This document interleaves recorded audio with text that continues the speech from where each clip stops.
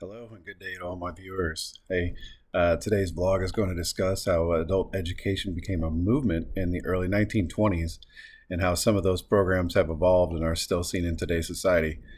Since I have a degree in workforce education and development, I have focused my education on adult education, believe it or not, since it works with the workforce. And I found that this topic was relevant and interesting to my education that I've been taking so far.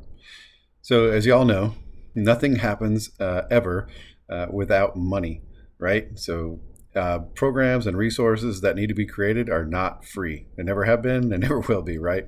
So, everything you see today for adult education was started with President Franklin D. Roosevelt when he signed an executive order called the New Deal, is what they coined it as.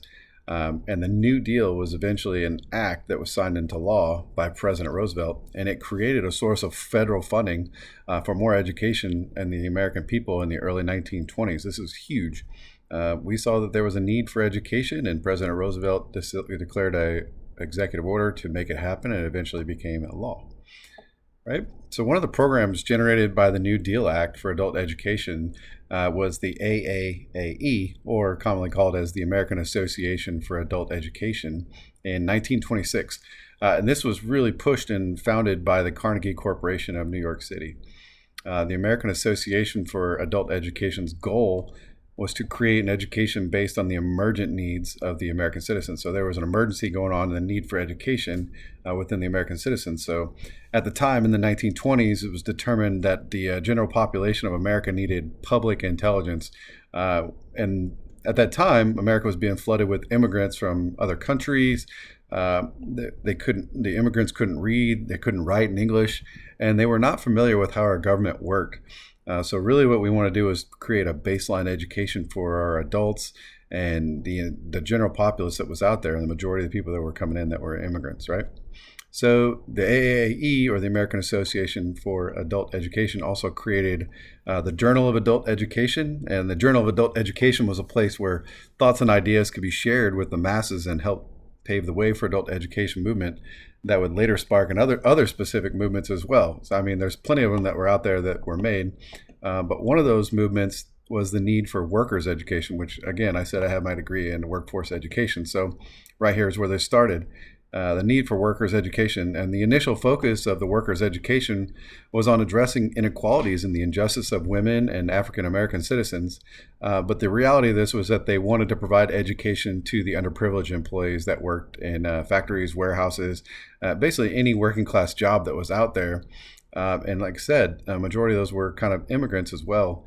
And immigrants were also basically the underprivileged as well. So with the help from the American Association for Adult Education Workers, workers' education was aimed to provide self-improvement training to the working class American citizens so that they could better understand how they would be more productive in society, learn life skills that were not associated with jobs.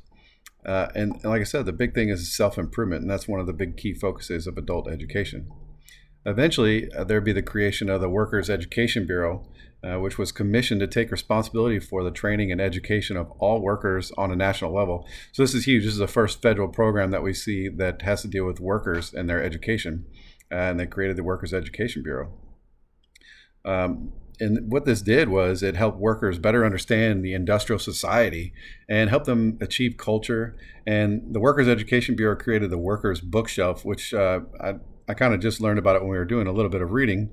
And it included art, literature, natural science, and social sciences. And it was all put inside a series of short books. So it wasn't like a huge library that they could go after. It was just, they call it a bookshelf. It was probably a small bookshelf that just had these little short books in there that associate all these topics into one little short book. Okay. And then the Workers' Education Program was something that was created based on the push for workers' education through the Workers' Education Bureau. Workers' Education Program was created in 1933, and then by 1936, they had enrolled 65,000 classes.